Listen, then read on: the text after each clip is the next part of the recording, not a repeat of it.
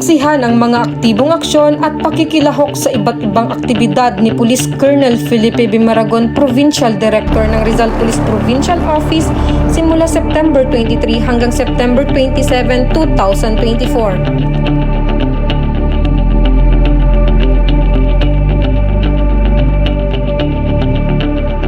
Nakakuha ng parangal ang Rizal Police Provincial Office sa pangunguna ni Police Colonel Felipe B. Maragon, Provincial Director, kasama ang iba pang personnel, non-government organization at local government unit sa katatapos na culminating activity ng ika-30th National Crime Prevention Week kasabay ng ika-58th anibersaryo ng National Police Commission or NAPOLCOM ngayong hapon bandang alas 2, ika-23 ng Setyembre taong kasalukuyan na ginanap sa Multipurpose Center Camp Brigadier General Vicente Pilim, Calamba, Laguna.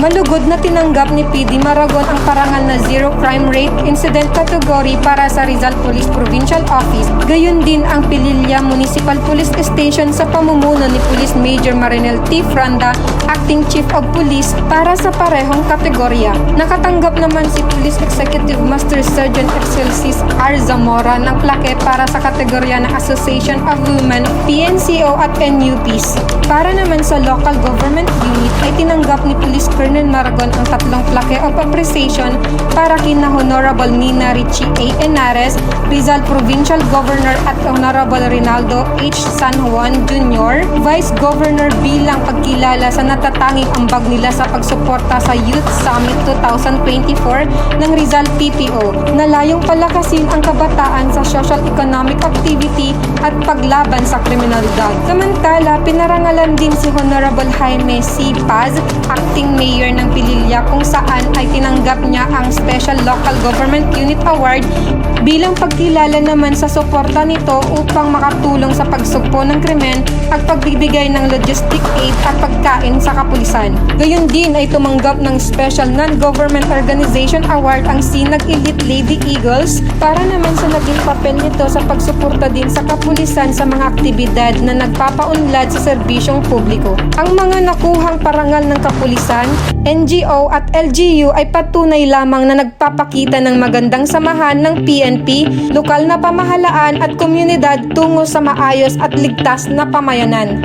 Courtesy Call of Rizal Anti-Crime and Community Emergency Response Team. Nagkaroon ng courtesy call sa opisina ni Police Colonel Felipe B. Maragon, Provincial Director, ang mga miyembro ng Rizal Anti-Crime and Community Emergency Response Team ngayong umaga bandang alas 8 ng September 24, 2024. Gayon din nagpahayag ang nasabing grupo ng kanilang pagtulong sa pagsusulong ng seguridad at kapayapaan para sa lalawigan ng Rizal.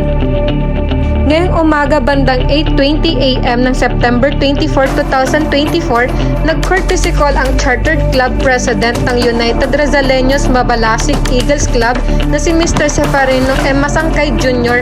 kay Police Colonel Felipe B. Maragon, Provincial Director. Sa nasabing aktibidad ay tinalakay ng presidente ng nasabing club ang hangarin nito na suportahan ni Police Colonel Felipe B. Maragon ang gaganaping induction para sa mga bagong miyembro nito.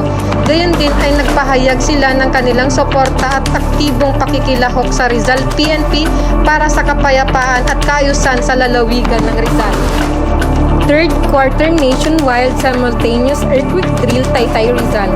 Nakiisa ang kapulisan ng Rizal Police Provincial Office sa pamumuno ni Police Colonel Felipe B. Maragon, Provincial Director, sa pagsasagawa ngayong araw ng September 26, 2024 sa ganap na 9 AM ng umaga ang Duck Cover and Hold Exercise at Evacuation Drill kaugnay ng Third Quarter Nationwide Simultaneous Earthquake Drill bilang bahagi ng pagsisikap ng pambansang pamahalaan sa pagtataguyod ng katatagan ng komunidad at pakikipagtulungan sa lahat ng antas.